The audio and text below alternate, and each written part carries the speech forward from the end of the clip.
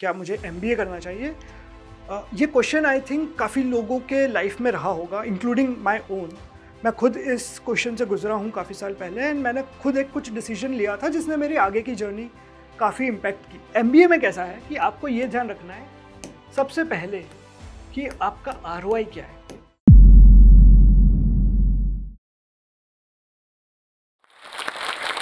Hello everyone, मेरा नाम निर्वाण गांधी है।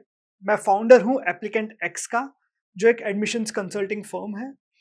मैं हेल्प करता हूँ स्टूडेंट्स को to find their career, to crack their career vision कि वो आगे लाइफ में क्या करना चाहते हैं, and to help them get into the top business schools in the world, जैसे कि हार्वर्ड या फिर स्टैनफोर्ड या लंदन बिजनेस स्कूल, या इवन स्कूल्स इन इंडिया जैसे कि ISB and IIM Ahmedabad. So today हमें काफ़ी क्वेश्चंस मिले हैं जो स्टॉक्स के काफ़ी व्यूअर्स से, जो पूछना चाहते हैं उनके कई doubts related to GMAT, MBA and various other things. The next question is from Shiva, who is a working professional, and Shiva says, I am 24, but my understanding of any business is good. I like to learn new things and average in my studies. So should I go for an MBA or use the same money and start my own venture? ये जो question है कि क्या हमें और क्या मुझे startup करना चाहिए, खुद का वेंचर खोलना चाहिए, या क्या मुझे MBA करना चाहिए, ये क्वेश्चन आई थिंक काफ़ी लोगों के लाइफ में रहा होगा, इंक्लूडिंग माय ओन। मैं खुद इस क्वेश्चन से गुजरा हूँ काफ़ी साल पहले, एंड मैंने खुद एक कुछ डिसीजन लिया था जिसने मेरी आगे की जर्नी काफ़ी इम्पैक्ट की।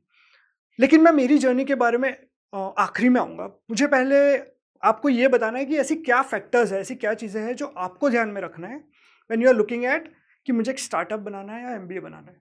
तो हम क्या करते हैं कि let us divide this into 2 pieces.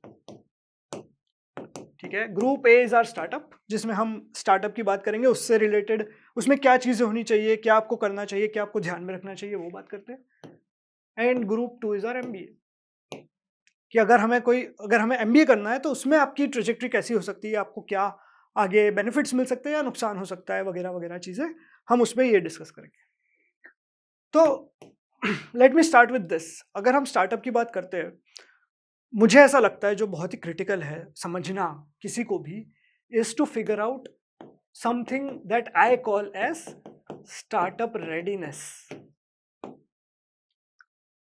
क्या होता है ये स्टार्टअप रेडीनेस? ठीक है, एसेंशियली हम ये डिटरमाइन करने की कोशिश कर रहे हैं कि कितना रेडी हम हैं हमारे स्टार्टअप को लेकर, हमारा जो वेंचर है उसको लेकर।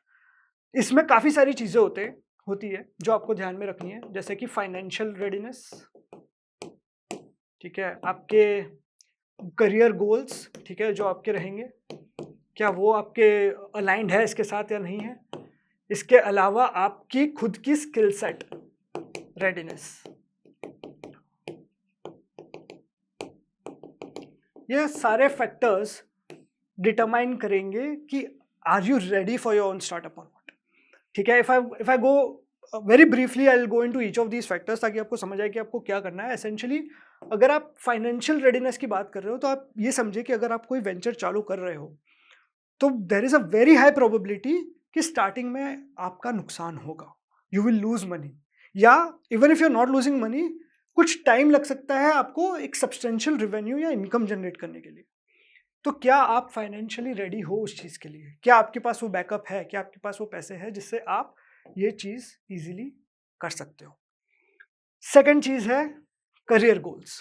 करियर गोल्स इज समथिंग जो आपको ये समझना है कि अगर आप कोई स्टार्टअप कर रहे हो या आप कोई वेंचर कर रहे हो तो क्या आप उसको आज करने के लिए रेडी हो? क्या आप डेस्परेट हो कि नहीं, मुझे आज ही मेरा स्टार्टअप करना है, मुझे ये समझना है कि जो मेरा लॉन्ग टर्म जर्नी है, मैं अगले 2 साल नहीं देख रहा हूँ, मैं अगले 10 साल देख रहा हूँ या अगले 15 साल देख रहा हूँ, उसमें ये स्टार्टअप पीस कहाँ फिट हो रहा है, यहाँ फिट हो रहा है, यहाँ फिट हो रहा है, यहाँ फिट हो रहा है। आपको खुद से ये क्वेश्चन करना है कि कब मुझे ऐसा लगता है कि मेरे करियर गोल्स के हिसाब से, मेरे को जो ट्रेजेक्ट्री लेनी है मेरी लाइफ के हिसाब से, उसमें मेरा स्टार्टअप का आइडिया या वेंचर का पीस जो मुझे करना है वो कब मुझे करना चाहिए। Third is skill set readiness, and this is also very critical factor. Startup जब आप चालू करोगे, आप खुद का वेंचर खोलोगे, तो ऐसी 100 चीज़ें हैं जो आपको करनी पड़ेगी जो शायद आपको आज नहीं पता हो। आपको मार्केटिंग से लेकर, ऑपरेशन से लेकर, खुद के अकाउंट से लेकर, एडमिनिस्ट्रेटिव वर्क से लेकर, रिक्रूटिंग से लेकर, हज़ारों ऐसी चीज़ें हैं जो आपको करनी है, एंड आपको उसको कैसे करना है उसका बेस्ट तरीका पता होना चाहिए, या उसका एक, let me use the word, जुगाड़ू तरीका भी पता होना चाहिए। काफ़ी लोगों को ऐसा लगता है कि उन्हें पता है कि उन्हें क्या करना है स्टार्टअप में, but they are not truly ready, right? They are not truly ready to do it, and because इधर दिस इज लैकिंग, या अलाइनमेंट नहीं है करियर गोल से, तो भी वो खुश नहीं होते वो जो कर रहे हो उस चीज से, या मे बी उनके पास वो स्किल सेट्स ही नहीं है जिसकी वजह से वो अपने स्टार्टअप को सक्सेसफुल बना सके आगे। मुझे लगता है जब आप ये चीज फिगर आउट करोगे, एंड ये कोई ऐसी चीज नहीं है जो आप अपने आप से पूछोगे, you have to ask this to other people. आप आपके फील्ड में मेंटर्स ढूंढो। अगर आपको स्टार्टअप खोलना है तो 3 ऐसे लोगों से जाके बात करो जिनसे, जो आपको एक ऑब्जेक्टिव ओपिनियन दे सके, जो आपको एक एडवाइस दे सके, जो आपके लिए भले ब्रूटल हो बट सही हो, एंड उनसे ये सारी चीज़ें पूछो, प्लान बना के लेके जाओ और उनसे पूछो कि मैं ये चीज़ें हैं मेरी लाइफ में एंड मुझे अब स्टार्टअप चालू करना है, is this the right way for me to go और नॉट। एंड आप 1 नहीं 2 नहीं 3 लोगों से पूछो ताकि आपको भी एक ओपिनियन ऐसा मिले जो आप खुद भी बना सको। एक सिंगल पर्सन के ओपिनियन से वो बायस्ड ना हो। एंड जब ये चीज़ आप फुल चीज़ करोगे तो आपको आइडिया लगेगा कि आपके लिए ये पाथ आज लेना सही है या नहीं है। It is not going to be an easy journey, ये आप ध्यान रख के चलिएगा। इसके लिए it's very critical that you do all this things. Next अगर मैं एमबीए पे आता हूँ तो अब एमबीए में कैसा है कि आपको ये ध्यान रखना है सबसे पहले कि आपका आरओआई क्या है। एमबीए का जो रिटर्न ऑन इन्वेस्टमेंट होता है, जितना आप फाइनेंशियली एमबीए में इन्वेस्ट करते हो, जनरली दुनिया के जितने भी top, let me use the word 100 B schools हैं, उनका आरओआई होता है इस रेंज में 3 to 5 years। अब इससे मेरा मतलब क्या है, ये आपको कैसे इंपैक्ट करेगा? एसेंशियली जो आपका 3 to 5 years है आफ्टर यू ग्रेजुएट, आप उस टाइम में नौकरी कर रहे होगे, जॉब कर रहे होगे, सो दैट आप you can pay of your loan for the MBA. काफ़ी लोगों को लगता है कि आज मैं एमबीए कर लेता हूँ एंड देन ग्रेजुएट होते से ही मैं फिर अपना स्टार्टअप चालू कर लूँगा, but it doesn't work that way. आपके पास काफ़ी लोन हो जाएगा उस टाइम तक, एंड आपको उसको चुकाने के लिए 3 से 5 साल तक नौकरी करनी है। एवरेज जो सीटीसी मिलता है कोई भी बी स्कूल का, उनकी हर बी स्कूल ने ऐसा किया होता है कि उनकी जो फीस होती है वो उनके एवरेज सीटीसी से लिंक्ड होती है, ताकि ये सम कांस्टेंट रहे। ROI 3 to 5 years। तो आपको इतने साल नौकरी करनी है, उसके बाद ही जाके आप स्टार्टअप चालू कर सकते हो, अगर आपको लिटरली वो स्टार्टअप चालू करना है तो। अगर आपको ये है कि नहीं मुझे कभी ना कभी मेरी लाइफ में करना है, तो ये टाइम फ्रेम याद रखिए, 5 साल आरओआई का, एंड जो आप एमबीए कर रहे हैं, जो प्रिपरेशन कर रहे हैं, उसके और 2 से 3 साल। तो आज से 8 साल बाद आप प्रोबेबली स्टार्टअप अपना चालू कर पाओगे, and this is a good probability. I am not saying you can't do it, but generally ऐसा ही होता है। It's a very practical thing when you think of it. तो अगर ये टाइम फ्रेम से आप ओके हो तो आप एमबीए में जाओ। अगर आपको ऐसा है कि नहीं मुझे इसके पहले ही करना है, then you look at this path. Second very important thing here is to link this with this. जब आप इस चीज़ के लिए आपका प्लान फिगर आउट कर रहे हो और आप समझ रहे हो कि स्किल सेट रेडीनेस है कि नहीं, आपने लेट्स से काफ़ी लोगों से पूछा और आपको पता चला कि यार मुझे ये 2-3 चीज़ें हैं जो मुझे नहीं आती या मुझे सीखनी है, तो आप ये देखो कि क्या एमबीए वो चीज़ सिखा सकता है कि नहीं आपको। Because MBA is not a magic wand कि आपको बिजनेस चलाना सिखा देगा या आपको जो स्किल सेट नहीं है वो सिखा देगा। आपको ये समझना है कि मुझे जो चीज़ नहीं आती है, क्या ये वो आंसर कर रहा है या नहीं कर रहा।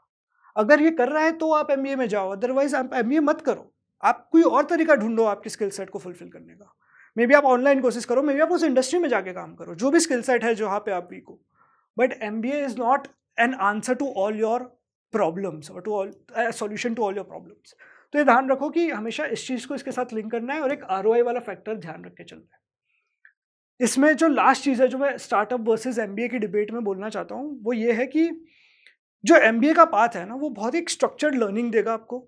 आपको कॉर्पोरेट जॉब्स मिलेगी, आप नेटवर्किंग करोगे और आपका जो एक बिल्ड होगा स्ट्रक्चरली, करियर जो बिल्ड होगा वो बहुत ही स्ट्रक्चर्ड वे में होगा। तो अगर आपका नेचर ऐसा है, आपका एटीट्यूड ऐसा है जिसमें आपको वो स्ट्रक्चर्ड चीज़ पसंद हो, तो MBA is a very good place for you. That career trajectory for you will then make sense. Startup on the other hand अगर आप चालू करते हो तो ये एक बहुत ही हैंड्स ऑन एक्सपीरियंस होता है, बहुत ही प्रैक्टिकल लर्निंग आपको मिलती है इसके थ्रू। तो अगर आप वो एक बहुत ही रगड एटमॉस्फियर, बहुत ही ग्राउंड पे जो लोग काम करते हैं उनसे जो सीखने को मिलता है, वो उस तरह की लर्निंग आपको चाहिए और आपको उस तरह का रिस्क वगैरह पसंद है, if you are okay with that, then this is the journey for you. Maybe you will fail, maybe you will succeed, we don't know, but जो भी होगा आपको लर्निंग डेफिनेटली होगी। तो अगर इस तरह की लर्निंग और इस तरह के जो करियर ट्रेजेक्ट्री आपको पसंद है, तो आप स्टार्टअप के थ्रू भी जा सकते हो। फाइनली मेरी खुद की जर्नी के बारे में मैं बात कर रहा था स्टार्टिंग में। जब मेरे पास ये क्वेश्चन था, जब मैं सोच रहा था कि मुझे क्या एक स्टार्टअप करना चाहिए एंड MBA करना चाहिए, तो मैंने डिसाइड किया था कि मुझे एक स्टार्टअप करना चाहिए। मुझे ये सारी चीज़ें उस टाइम पे पता नहीं थी एंड मैंने इतना सोचा भी नहीं था। मैंने सिर्फ ये सोचा कि यार ज़्यादा से ज़्यादा क्या ही हो जाएगा, let's do a startup. And जो नेक्स्ट 1.5 ईयर्स मैंने ट्राई किए उसमें मुझे 2 चीज़ें बहुत ही क्लियर हो गई थी। एक तो कि मेरे पास वो स्किल सेट्स उस टाइम पे थी नहीं जो मुझे चाहिए थी, जिसकी वजह से मेरा स्टार्टअप फेल हुआ, और ना ही मेरे पास वो फाइनेंशियल बैकिंग थी जिसकी वजह से आई वेंट ब्रोक। ये दोनों चीज़ें ना होने की वजह से this was a very big failure for me, but I learn from it, I of course grew well, and then after that मैं MBA करने गया बिकॉज देन आई थॉट कि अब मुझे ये सारी चीज़ें सीखनी है। But I mean it's not necessary कि आप पहले ये फेलियर एक्सपीरियंस करो और फिर ही MBA करने जाओ। अगर आप उसको प्लान करते हो, रिसर्च करते हो, अपने आप को ऑब्जेक्टिव वे में देखते हो, तो आप एक बार ये फिगर आउट करोगे उसमें अगर आपको यहाँ नहीं जाना तो आप डायरेक्टली यहाँ जा सकते हो। एंड अगर if you figure this out well and it works for you, तो आप डायरेक्टली स्टार्टअप में भी जा सकते हो। I hope this answers the question for you. क्या सारी स्किल्स होने के बाद भी सिर्फ आपकी पुअर कम्युनिकेशन स्किल्स की वजह से लोग आपको अनएजुकेटेड समझते हैं? अपनी इंग्लिश कम्युनिकेशन को इम्प्रूव करने के लिए आज ही ज्वाइन करें जोश टॉक्स का इंग्लिश स्पीकिंग कोर्स, जो देता है आपको एक सेफ माहौल जहां आप अपने टाइम के अकॉर्डिंग असली लोगों के साथ इंग्लिश स्पीकिंग की प्रैक्टिस कर सकते हो, जो आपको बनाता है एक confident speaker. Download Josh Talks English Speaking app today and change your personality.